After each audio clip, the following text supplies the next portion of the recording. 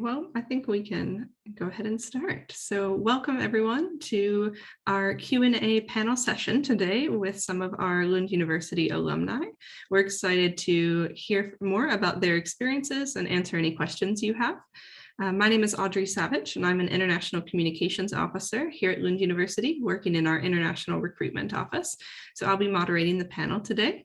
And before we get started, I want to give a couple housekeeping notes that because we are joined here today by our wonderful alumni and Karen from our Alumni Relations Office, we will not be answering questions about the application process, just so that we can make sure we save our time to hear more from our alumni about their experience. So if you have questions about the application, please join one of our other events. We have a lot of other events happening this week to walk you through the steps of the application. But otherwise, we're going to be happy to answer all the questions we can for you today.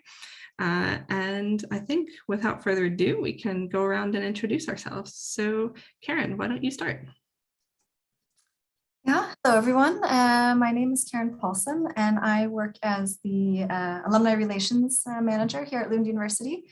And I myself am also an alum from Lund University. I'm originally from California, and I came here first as an exchange student and fell in love with Lund University. Came back and studied my master's, which is, if you're wondering in my name title here what MACA stands for, but Master in Applied Cultural Analysis, same as Audrey. Then after graduating, I started working here at the university with the Alumni Relations team.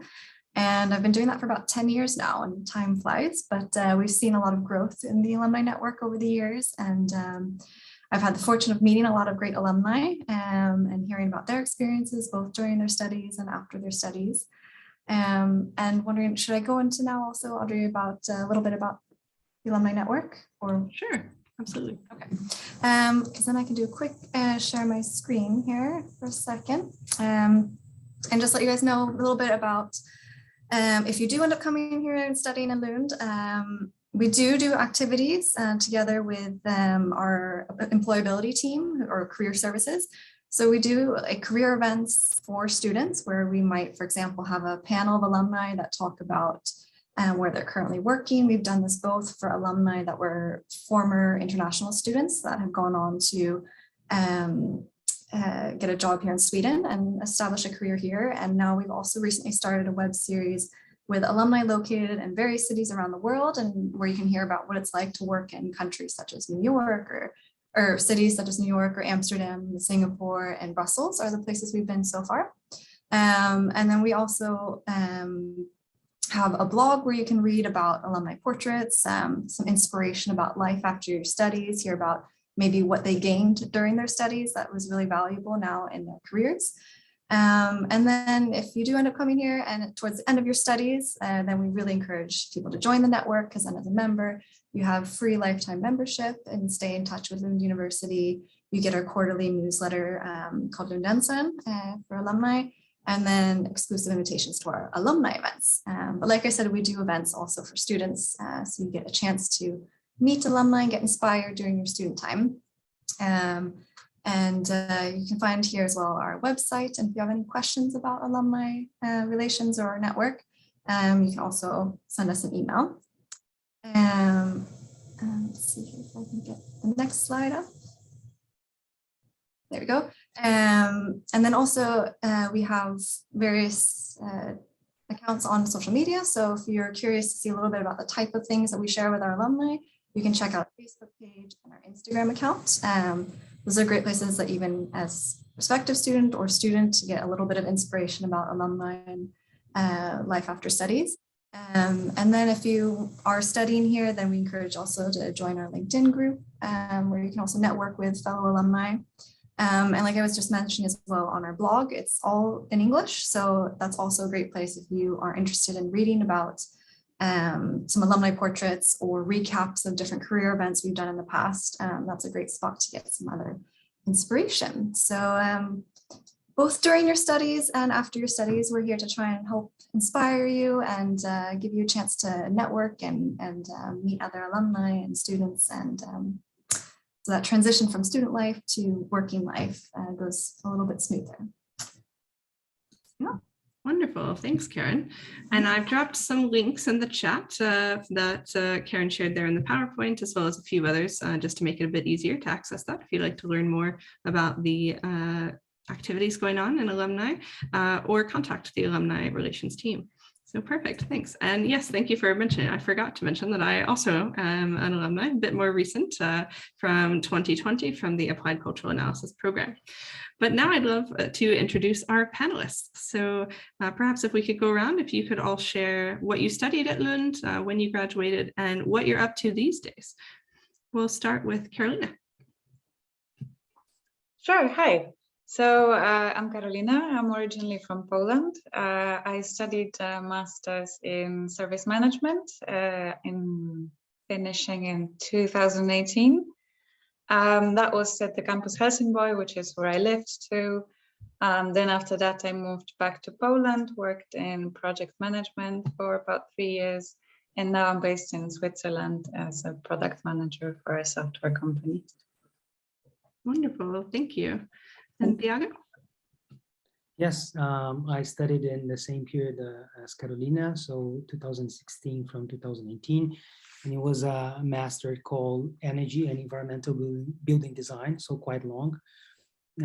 I finished that up, and as soon as I finished in 2018, I got a job offer here in Stockholm to work as a sustainability specialist within the architecture field. And I'm originally from Brazil, and well, I'm graduated as an architect, but then this master was a little bit more about engineering and calculations. So yeah, and that's what I've been working with since then. Great, thank you. And Halley? So my name is Halley. I kind of have a combination of what other people have said. I'm also originally from California. I had the exact same story as Karen, where I came as an exchange student, fell in love with Lund, and came back and did my master's. So I did my master's in environmental studies and sustainability science, which is shortened oftentimes to LUMAS. So that's a bit confusing. And then I graduated in 2019. And then I moved up to Stockholm. So I have been living in Stockholm the last 2 years. And I also work within sustainability, but I work for a company called Normative, where we work with climate impact analysis and reduction. And I've been doing that, yeah, since then. So. Wonderful, thank you guys. So to our audience, if you have any questions for our panelists, you can use the Q&A in the bottom of the screen to submit your questions. And you can also upvote questions. So if someone has the same one as you can give it a thumbs up instead of writing it twice, and that'll send it to the top of the list. But I'm going to jump in with a few questions of my own. So first, I would really love to hear from everyone. Why did you choose Lund, and how did you find Lund originally? For those of you who maybe didn't come on exchange the first time, but also even choosing Lund to do your exchange at is interesting. So perhaps we'll go back the other way around. So we'll start with Halley this time. So maybe for you, why did you choose Lund as your exchange school in the first place? So since I studied environmental studies for my bachelor as well, but on the natural science side, and I think Sweden was a pretty easy choice when it came to natural science, especially within sustainability. So that's why I originally came. I think Americans kind of have a connection maybe to some of your cultural background, and for me that was Sweden. And then I immediately connected to Lund as a city, and the people, and especially the international students and vibe. I don't think it really exists elsewhere, at least from what I've experienced and other people I know who have studied all over the world, besides maybe in the US. And so I immediately connected to it, and that's why I came back. So I think it's an incredibly unique place that really caters to students, especially international students. And about 60% of master's students are international. So it's an amazing vibe in the city and in the school.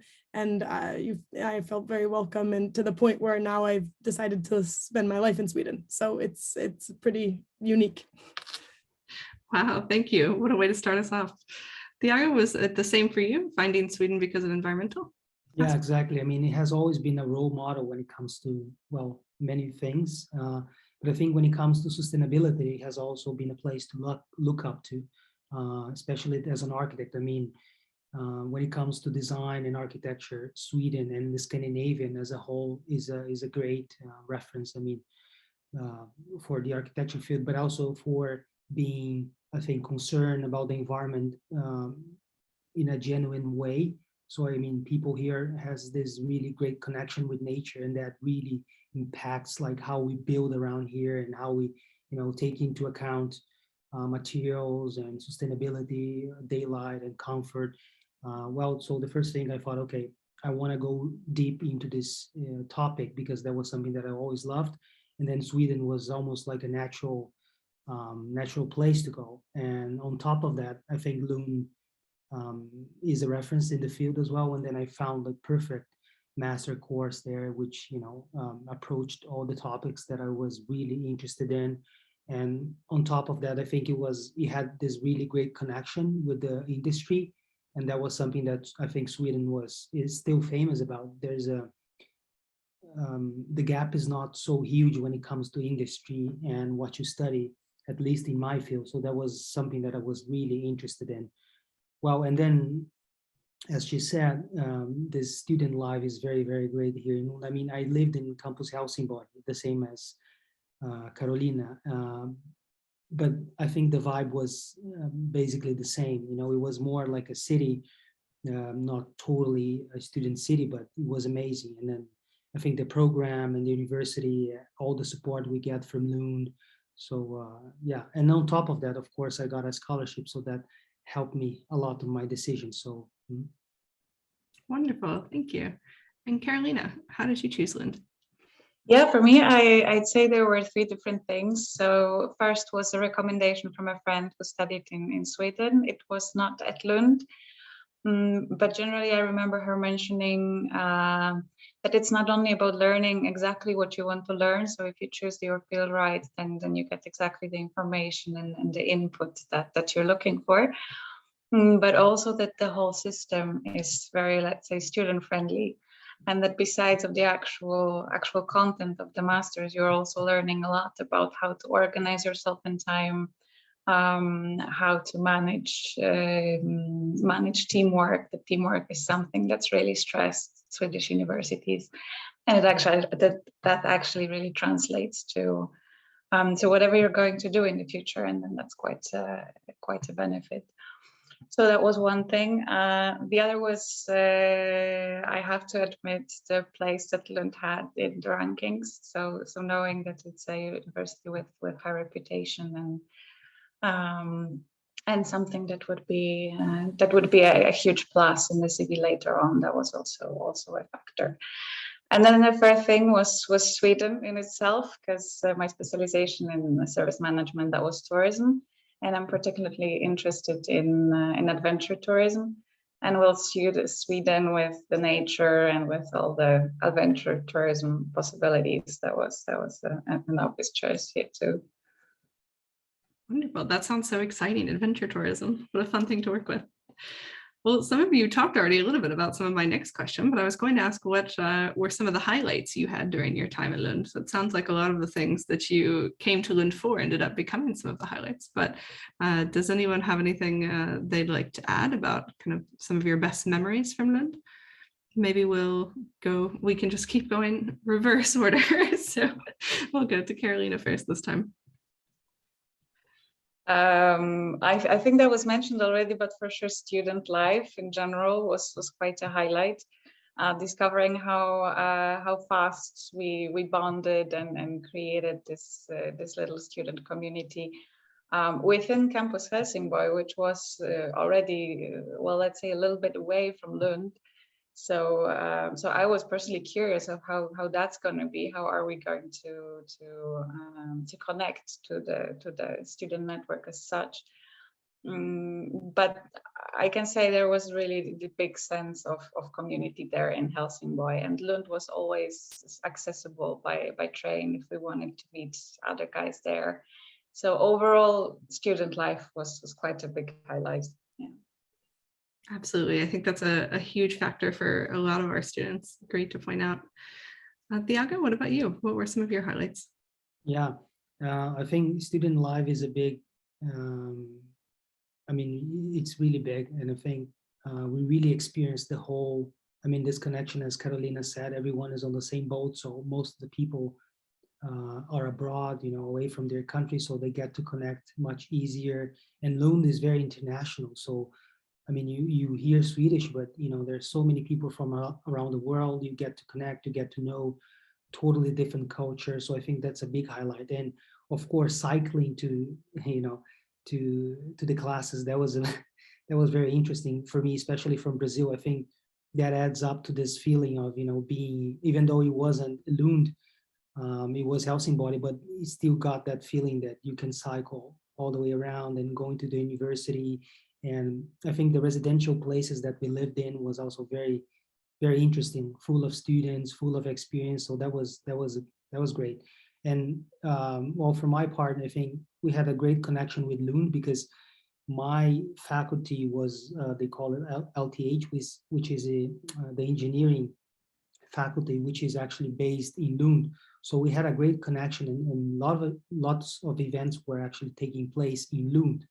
So we were going back and forth, and this connection was still, I think they were very successful to maintain this connection between Helsingborg and Lund. So we never lost track of being actually studying at Lund University. So that was really great. Awesome, that's wonderful. And Halley?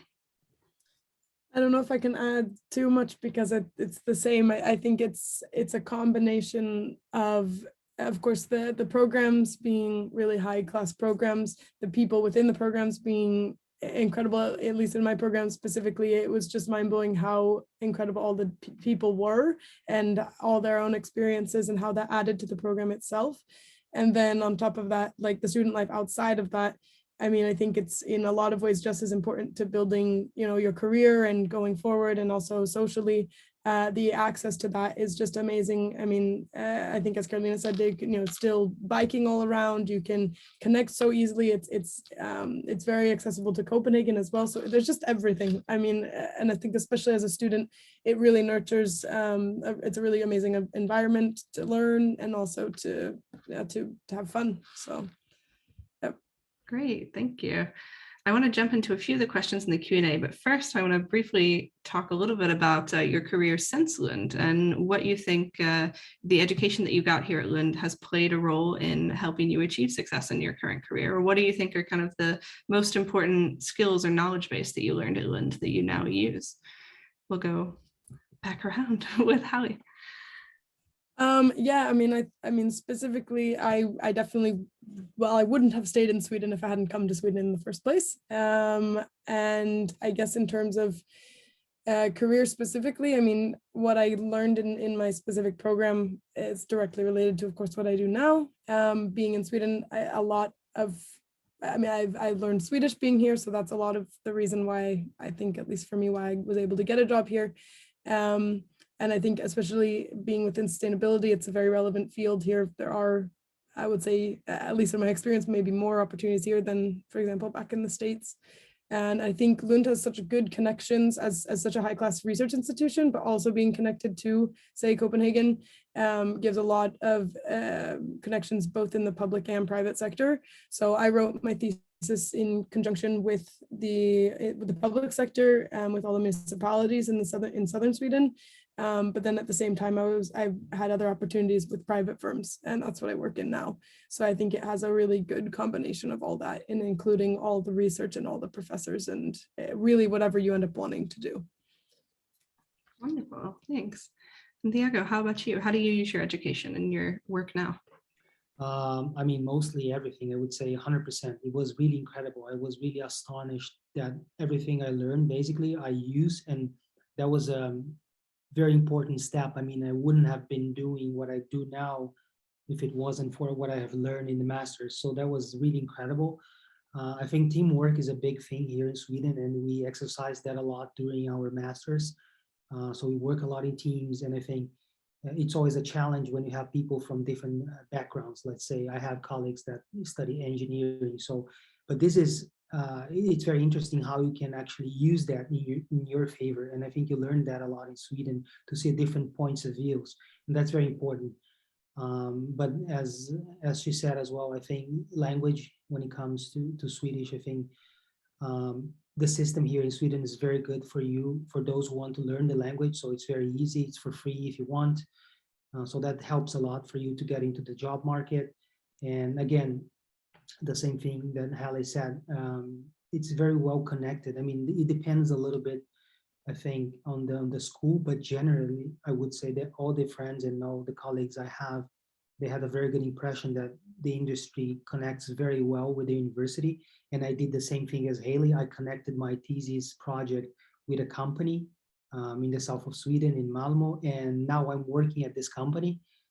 So I think that's a very good way to build or to work your way towards the industry and the job. So, you know, get in touch, do a lot of networking, and I think Lund provides you the platform to do that. Great, those are some wonderful tips. Thanks, Thiago. And Karolina, what about you? Yeah, so as Halley and Thiago said, in my case, it's very similar. So I'm also, I was and I still am using some of the knowledge that some of the knowledge gained at Lund University. And on top of that, I think that the way the degree is organized and the way that we as students worked on our assignments and on projects, on everything that was part of our studies, there was a lot of freedom to that. So a lot of choosing exactly how are we going to do this, which tools are we going to use. We were left a lot of room for our own thoughts, for flexibility overall. And I think that in itself already really contributes to the work later on, no matter which field you choose, and no matter if at the end you end up working exactly in the same field that you studied or not. It's still a really valuable experience. Definitely, thank you. And actually what a few of you have mentioned in relationship to the connections that you made in your degree ties into one of the first questions we have here, which is a student who's wondering about if you think the university is well connected to international organizations such as UNDP, OECD, UN in general, and perhaps if you know any alumni working at the OECD. So I think it's safe to say from what you've already mentioned that there are a lot of industry connections built into the program. Perhaps Karen can actually even share from your perspective if you've met a lot of students that go on to work in these sort of organizations. Yeah, I'm sure there are alumni at them off the top of my head. I don't know specifically, but yeah, that's always something we can look into, and I can definitely recommend if you're curious about the types of companies or organizations that alumni end up at. If you go to the Lund University page on LinkedIn, there's a tab called Alumni, and there you can then filter by maybe what country or city people are in and see where are they working, or you can search by certain. You can look up these companies and then see who, okay, are there alumni from there? What program did they study? And so you can do a lot of filtered searching through that alumni tool on the LinkedIn University page and get a lot of those kinds of inspiration and questions answered there.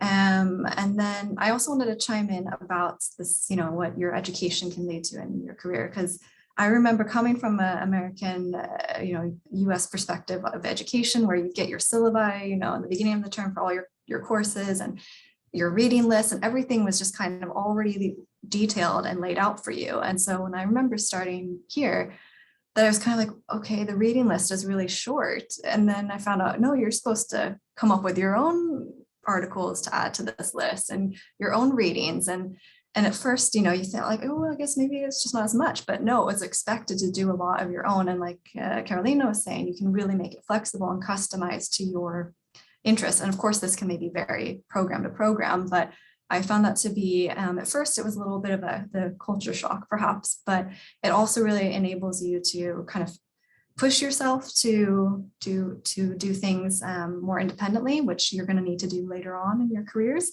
But it also opens up to a lot of opportunities that you can kind of take your education in different paths. So I would say, you know, while you're a student, you know, take advantage of that, and also network a lot while you're a student, because as many of you guys here probably also can relate to, a lot of the contacts maybe you made amongst other classmates or friends of friends that could lead to, you know, valuable contacts later on when you're job hunting, or people who know someone who's hiring, or that kind of thing. So start early with your networking, because Lund has people from all over the world with lots of great connections, and everybody you know has a network also their own. So there's lots of great opportunities there. So take advantage of that here. Absolutely. Some great points there, Karen, and very good tip about the LinkedIn, about searching for companies. I would also even toss into there, as you heard from Thiago, there's a lot of students who also do internships or experiences during their studies that can lead to a job afterwards as well, or a lot of students who write their thesis in conjunction with a company. Our program, for example, the Applied Cultural Analysis program, has a work placement actually built into the program, which is quite common. So there's a lot of great ways even built into your studies for you to start that process of networking, but definitely don't stop there. Keep going and make as many connections as you can. Definitely. We have another question here specifically for Thiago, for a student who is asking about architectural practice after graduation. They're considering applying to a master's in architecture here. And they're wondering first, if you think there are many job opportunities within architecture for English speakers, specifically in medium to small size offices. And then a second part of the question about what aspects they should perhaps focus on to be prepared for studying at Lund. So more technical side knowledge like building codes, or more programming side knowledge like Revit, Rhino. I'm sure that'll vary a little bit depending on the program, of course, but yeah. Yeah, I mean, starting from the back, from the last question, I think both are important. I mean, it's going back to the first one, actually, I think there's a lot of jobs. And then once I heard from a colleague of mine, he was already, I mean, he took the same master's, but he was already doing his PhD, and he told me, well, you can do whatever you want to here in Sweden when it comes to education, and when it comes to, okay, I would like to work as an architect, I would like to work as an engineer in that specific field. And later on, I really learned that, yeah, that's true. I mean, as you already said, there's a lot of opportunities out there, and it seems that Sweden can accommodate everybody else's dreams. So that is true. So yes, there is a lot of, I think the economy has been taking off again, and there's a lot of construction. For example, here in Sweden, we have a shortage of housing. So that means we need architects, we need to build more. So yes, there's a good market for that, I think. When it comes to the language skills, there's a lot of offices. I myself, I was hired without knowing Swedish. I mean, I had the base a little bit because I was studying while taking my master's. And that's a tip I would give you. You don't need to, go full paddle on studying while you're doing your master's, because that's, I mean, it takes time, but it's interesting if you have already some skills or an idea of how the language works once, you finish your master's. So that's going to help you for sure. But you can get hired without, any Swedish skills. As long as you have, then jumping into the second, connecting to the second question, as long as you have good knowledge or good skills within, software programs, and also a little bit of knowledge. Well, from my side, I think it was quite different when it comes to technologies and when it comes to, building construction technologies from Brazil. But I think that you can get, I mean, you can really learn yourself that along the masters you take, and, again, networking, making contact. So yes, I hope I have answered the question. Great, thank you. So next, I think I'd like to ask a little bit about the actual studying experience, and if you think it was very different from what you were used to as far as the academic process at Lund, or anything that really surprised you about coming into the Swedish academic system. Maybe actually this time we'll start with you, Thiago, since we've been having you in the middle each time. Okay, can you formulate the question again? If I have. Yes, sorry. So if you have any advice perhaps on transitioning to the educational system in Sweden, or anything that surprised you about the academic life in Sweden? I think it was very much what Karen said previously, and Karolina as well. You have a lot of freedom to choose the path you want, and that can differ quite a lot from the country you come from. In Brazil, it was pretty much laid out as well, just like in the US, I guess. So I think it's all about, being very responsible and choosing a specific path and making the most out of your freedom. And that takes a little bit of time, because in the beginning you come to Lund, maybe you're gonna feel, oh, there isn't much to do, but once you you start going to classes, and then you start, either if you take a test later on, or if you do an assignment, you will be actually demanded, when it comes to knowledge. So I think always preparing ahead of the classes, of the lessons, reading as much as you can, and so this freedom actually gives you the opportunity to, you know, to bring something to the table as well, because then, okay, I think there's room for everyone to think differently and bring something different. So I think that's very interesting about Lund and, you know, how the education system here actually works. So that's something you can be prepared for. And I think just to finish, what's very interesting is that I think here in Sweden it's very flat.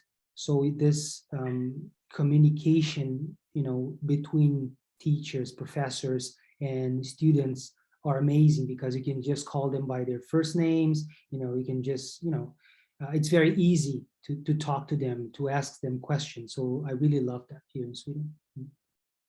Absolutely. And I would even piggyback to what you said in the middle there, that many of our programs, or I'd even go as far to say the majority of the programs, very intentionally try and take a wide variety of students from both different backgrounds as far as country, but also backgrounds in a lot of cases as far as what you've studied, in order to kind of facilitate that, having different perspectives and kind of being able to learn from each other in the classroom. Definitely. That's very much an intentional thing that most of our programs do, to try and really enhance the learning experience on that way. Great. Halley, what about you? Is there anything else that surprised you? I guess you had a little bit of a teaser from coming on exchange about what life would be like in Sweden as far as academics. Yeah, I mean, I guess it was also very different as an exchange student, and mindset's very different when, you know, you're kind of going back to your life as it was. Yeah, I mean, it's a huge difference from my experience in the US educationally, but that's also such a range. So I went to a really big research institution for my bachelor's, and then this is a big research institution in Sweden. So you can kind of, I guess, directly compare them in that way, but that's kind of where it stops. I think it's just in terms of the caliber of research, it's the same, but the classroom experience is completely different. So I was used to having my big lectures for my classes in my undergraduate and my bachelor being as many as 900 people. And you would have these small sections, and that were smaller than that weren't even with the professor. They were oftentimes with a teaching aide that was a graduate student, a master's student, and much less personal. And yeah, it was a very different relationship with your professors, with your fellow students even. And also in terms of, I mean, I guess in terms of class load, I usually had about 40 hours of class a week. And that was not including studying. So very big difference, because in Lund, as Thiago mentioned, like it's a lot more on the student themselves. So in terms of, at least in my program, the actual class load was much less. I think I only had a couple of hours of class a week, but then we would have scheduled group work with our classmates, which as everyone has mentioned, I think it's a really nice combination of having to have those individual skills, because outside of classroom, you need to be really responsible for your own learning, but you're also doing so much group work, which I think are two really, really important skills to have going forward, which people have said, where to have both of those things, you need to be able to do the individual work, but you're not really going to be working by yourself for the most part. You need to be able to collaborate and have good group work skills. So that was also very different. I didn't like the idea of group work coming in, because in my bachelor, that kind of meant that only some people would pull their weight. But when you're in a master's, especially, people are there because they want to be there very specifically. And so there was never a problem in the whole time I was there, people not doing that. Everyone was really there to do their best. So just in the classroom, it was very different. And then I think also, as Thiago mentioned, the background of people, and Audrey said as well, so wide, because in most of these international master programs, you don't need a specific background to be in most of the programs. So that means, like, even though I was studying sustainability and I came specifically from an environmental science background, we had people who had studied journalism, film, we had engineers, we had biologists, we had everything you can imagine, and I think that was such an incredible classroom experience. And from we had in my program that was 45 people, we had 28 different nationalities represented. So it's just something that was so different from my undergraduate, my bachelor, because in my entire school, we were, I think 10% were outside of California, let alone outside of the country in the US. So very, very different. And I would say, I mean, I very much enjoyed my bachelor, but I think especially for a master's, it was amazing to have that kind of much closer relationship, and with the professors as well, much flatter and very, very personal. And these are like very high caliber researchers still. So. Very long answer, sorry. But No worries. Thank you so much. Karolina, we've covered quite a lot of ground there, but anything to add about what was different for you for the academic experience in Lund? Yes, definitely. One thing I remember is writing my first literature review, because before, during my bachelor's, I didn't really have an experience with this kind of academic texts with referencing in such way as we did later on in Lund. So this is something that I remember as quite a challenge at the beginning, to figure it out and to really produce a text that would meet all these requirements. But then again, also, I had an experience of everyone being very, very helpful. So anytime there was a difficulty, either with how references should be organized, there was the teacher to help, there were more experienced teammates, and there was also the library where we could go and ask for just anything related to writing literature reviews and to searching for sources and texts overall. So that was one thing that I found different. Also, when it comes to the lectures as such and to the organization, back from my bachelor's in Poland, I remember lectures as those big blocks of teacher basically mainly talking about the topic and student listening. While at Lund, it was very much a two-way interaction. Like, there was a lot of room for exchanging of views and opinions, of discussions on different topics, also very up-to-date ones. Yeah, I remember that as a great experience and very well developing, kind of like really inspiring and motivating to really put in the work into the studies. Absolutely, and I would even also add there about the libraries and the librarians being such a good support. That's something I think a lot of students don't realize before they come, but every program has its own specific subject-specific librarian who actually is aware of the projects and things that you're going to be working on in your class to specifically be able to help you and have resources and things to support you in that. So you have a lot of great academic support there as well, even though, as we've mentioned, you are also kind of guiding your way with a lot of independent and group work, and great. And we have a fantastic two-part question here. So I'll ask the first one and then we'll leave the second one. But two great questions from Martin. One is, in your opinion, has doing research at Lund, if any of you were involved in research in your studies, helped you in finding a job and networking afterwards, or potentially even in the skills that you learned from that? So I imagine maybe everyone did at least a bit of research towards your thesis, if I'm correct. So maybe we'll start with anyone who would like to start, really. We'll leave it open this time. Whoever can unmute fastest. Okay, I'll have to pick on you. Halley, you can start. And I don't know if the coach, I mean, I did a lot of research in my bachelor, and I did that was relevant, I guess, to the master. And I think any experience you have, of course, is relevant to networking. Of course, if you want to, it's also dependent on if you want to stay in Sweden or not, or if you want to go back to your home country or to a whole new country. So I think, of course, any experience you have, especially relevant if you want to be in academia, then of course doing academic research is very helpful. Again, it's quite well connected to both private industry and public sector, as well as, of course, the research within the university. I didn't do research per se within Lund University while I was a student there, but of course, during my master's, I did a hands-on research that was practical directly in the public sector, which wasn't through the university. And that definitely helped me, at least in terms of connections, especially when wanting to stay in Sweden. And so I think any connections you make in the place you're at, of course, is going to help you with finding a job, because, I mean, for better or for worse, the connections are, networking is everything. So, yeah. Wonderful. I'll leave it open there if anyone has anything they'd like to add. Yes, I would say that definitely research as such helped me in my job later on through questions, because I found that, well, most of the projects and research that we did related to the master thesis, they were a lot about asking the right questions and then looking for answers. And I feel like that really reflects what I did in my job later on, like finding exactly, okay, what is the problem, and then what are all the aspects of it. And so this process of breaking it all down to the research questions and then focusing on that way of structuring the thinking, that was really, really helpful.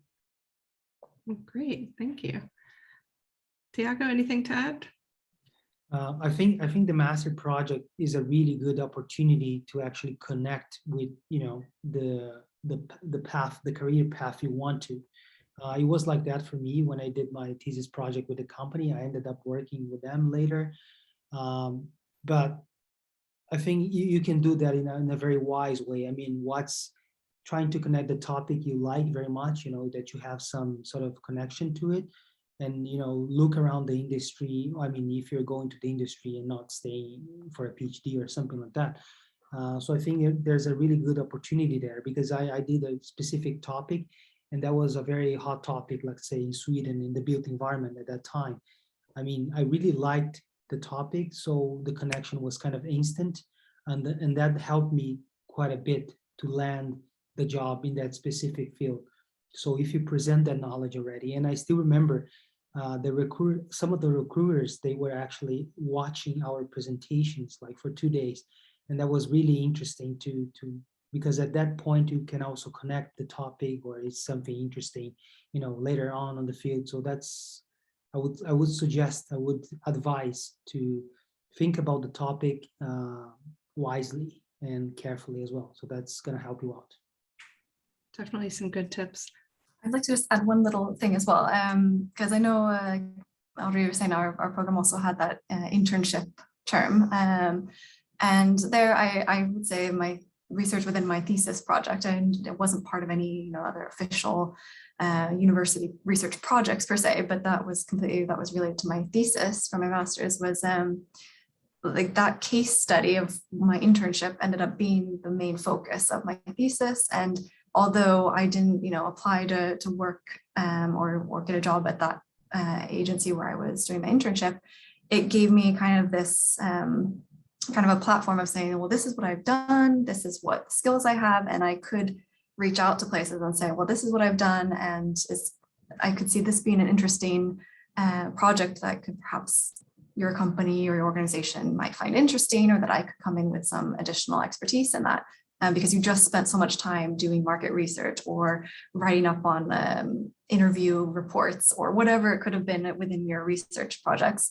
And I think that's what ended up leading me to university, because I'd done a master's thesis on branding higher education. And so I had that as kind of a nice project to talk about. But I think depending on what you end up doing with your master's thesis, always think about not just necessarily the direct connections to where you could end up working, but all those little like nuances that are in that are skills you've gained or knowledge you've gained, and how that can apply to a lot of different industries can really be beneficial when you're on the job hunt, and could open up doors at places maybe you didn't know there were great opportunities. So something to think about. Exactly. You took the words right out of my mouth, Karen. I was going to say both of us had the exact experience as well, that our internship sort of led directly into our thesis research, which led directly into what we do now as a job. So definitely ways to take advantage of that. Then the second part of Martin's question is entrepreneurship and innovation an important part of life in Sweden? And I would maybe even expand this question to say to life in your working field and what you do every day. Do you find entrepreneurship and innovation to be an important part of your work? So maybe we'll start with Halley. Yeah, I would say I'm a bit biased, because the startup scene in Stockholm specifically, I know as well in Copenhagen, is very strong within, I mean, I guess in the world, especially in Europe. And that's what I've really been the most in. And so I think, I mean, for entrepreneurs, it's a haven. It's amazing. It's really, really, I don't know, at least in my own experience, it's been incredible. And I have a lot of friends and colleagues that are within the scene. So I would say within school, I wasn't so involved in it. There's a lot of different organizations that Lund University has that like with venture labs that helps with entrepreneurs with ideas and with kind of expanding upon that. But in terms of then getting into the scene, the tech scene and the startup scene in general is just massive here. But that's in Sweden. Great. Thiago? Yeah, I mean, there's a lot of investments. Always speaking from the company I work on, there's a lot of investment in research as well. So, and a lot of room for, for you to create and come up with ideas and, and build that in a level that they can become a business in itself within the company. So I think here, yeah, in Sweden in general, but in the construction sector, there's a lot of need for new knowledge and new tools, and I think it goes at a very fast pace, the construction sector and architecture field. So I mean, we're always looking for good ideas, and companies are always looking for good ideas, how we can develop better and better this sector. So yeah, I mean, from my point of view, there's a lot of opportunity to be even an entrepreneur within the company you work for. Of course, that depends a little bit on the size of the company, but that's something I'm not so used to it in Brazil. I think companies are a bit more limited, and I was very, very pleased and very happy to be working in Sweden because of that. I think there's a lot of room. I mean, and I think it's very well connected to what we see at the university level, that you can always bring something to the table, and it seems that it works in the same way, the industry and the market here. So I think it's a great place to work. Great, thank you. And Karolina, I know you're not working in Sweden currently, but is there any way that entrepreneurship and innovation played a role in your studies while you were here? Definitely. I think there's a lot of places to network. When I was studying at Lund, I was working also for a venture cup. That was an organization who actually organizes this competition for funding for startups. And we were at Lund University a couple of times at the career fairs too. So just with that, I can say that there's a lot of opportunity to already look for funding, for support whenever one already has an idea for a startup, or just to network and look for opportunities for maybe people who have ideas, who want to team up with someone to start something, a project together. So I would say there's a lot of opportunities there. Great, and that actually ties in really well to our next question, which is a student who's asking about if Lund supports interdisciplinary research and innovative ideas. If you're a student on a different department and you have innovative ideas related to other departments within the university, for example. And I think we've actually answered that quite well just now, in the way that there are a lot of different support systems around the university, such as Venture Lab, Ideon, Medicon Village, even, that are across different subject areas and disciplines, but are really there to support students who have ideas. I know there's a pitching corner, a pitching breakfast every week, for example, where students are invited to come and sort of share your ideas, learn how to pitch your ideas and what connections you can make to sort of make that a reality, and learn skills that way. So I would say there's a lot of connections with organizations that are either part of Lund or sort of tangentially connected to Lund. Between departments, I guess I would say that within a lot of programs, there is some opportunities sometimes to take electives in other departments, and then you might be able to kind of make connections with other departments, as long as you're eligible, of course, to study. If your background is in psychology and you want to take an engineering class, that might be a bit difficult to do.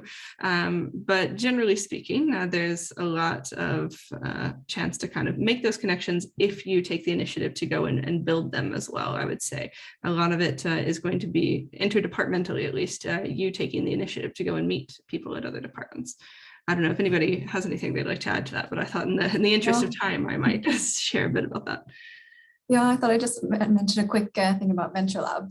Yes. It's been mentioned because it can be something that maybe as a student you might think, oh, is this just for entrepreneurship students or tech students? No, it's for whatever faculty you're studying at, whatever program you're studying at. If you have an idea and you want some guidance, or you want help finding people that have the other skill sets or these other interdisciplinary backgrounds to make your idea a reality, they're there to help you and maybe pair you up with other students that could have similar ideas or interested in joining you in your project. So that's definitely a great organization within the university to get help with if you're interested in startups and entrepreneurship while you're a student, and they have the chance where you can apply, and then you can get like, usage of their incubators and all that kind of stuff. So in addition to their activities, they have lots of great ways to network and meet other people to make your ideas a reality and find those contacts that have the skills you don't have, but have the same interests or whatnot.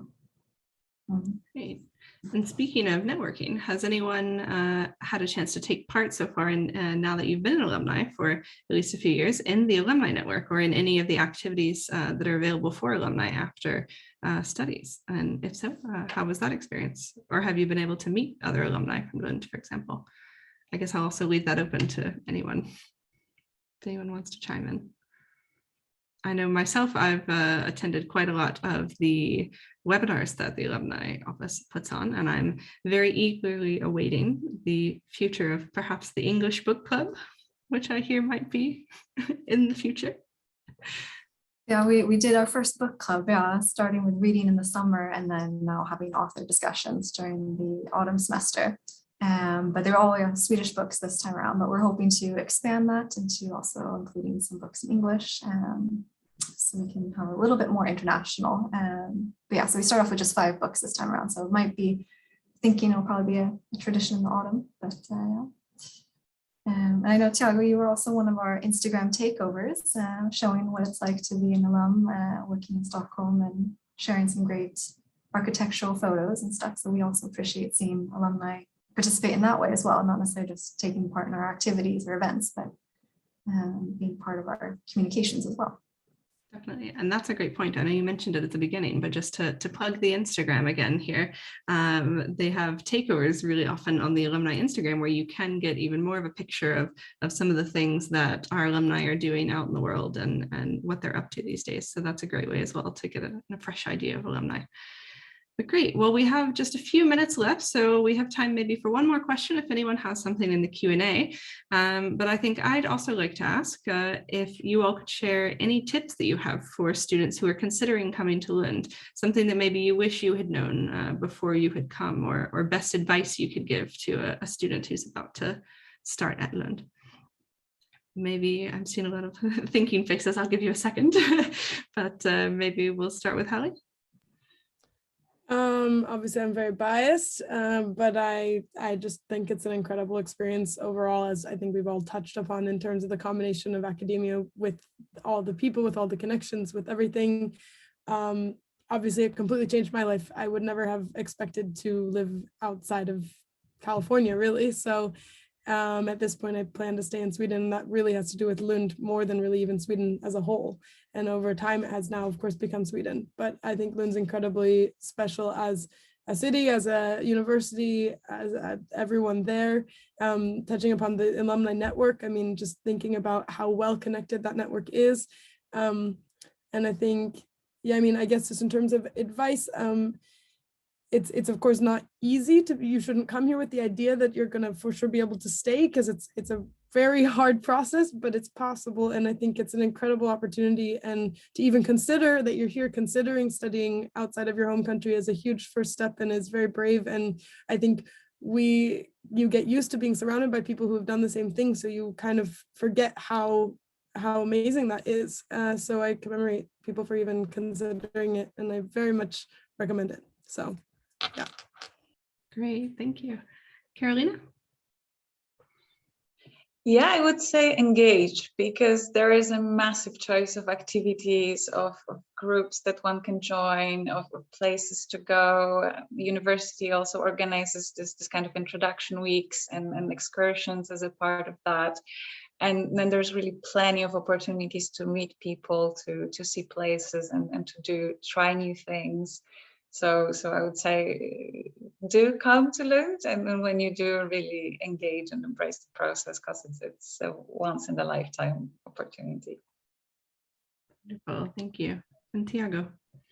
Yeah, same thing. I mean, I wouldn't say, I would just say, it actually overcame my expectations. I mean, it was, I had a great idea about coming to Lund, and then it became much more than that. So I hold very dear the memories I have from, the time I studied in Lund, and as Karolina said, and Halley, just embrace and just, get involved with everything you have, because it's a big platform. You can meet so many people, And well, I would say start networking as much as possible from the beginning, get to know people, get involved in, there's so many events, it's just overwhelming. You can, be doing so many things while you're studying in Lund. So you just take part in and yeah, make the most out of it. So it's really great. Lund is the place to be, I would say. Thank you. And Karen, any final tips that you would share for our students considering Lund? Yeah, I can only agree with everything everybody else has said, but kind of reflecting back on looking at my kind of student life and now after having worked for a while, I would say, I mean, as a student, yeah, you're here to study, you're here to get your education, but like everybody's saying, the student life and activities are so unique in Lund.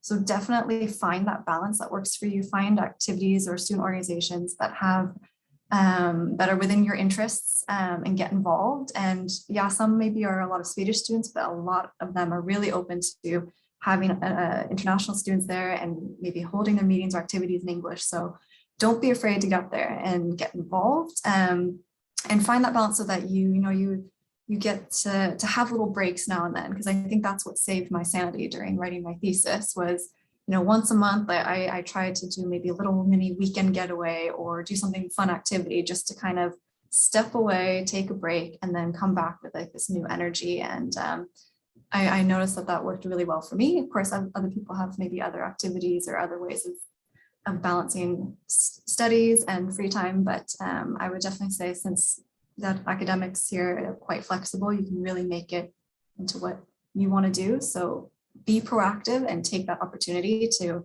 make the most out of it and not let it kind of just pass you by, because that could happen. But I think there's a lot of great opportunities. So take every one you can, and then you'll look back with just lots of fun memories and lots of great contacts and a very bright future. Some fantastic tips all around.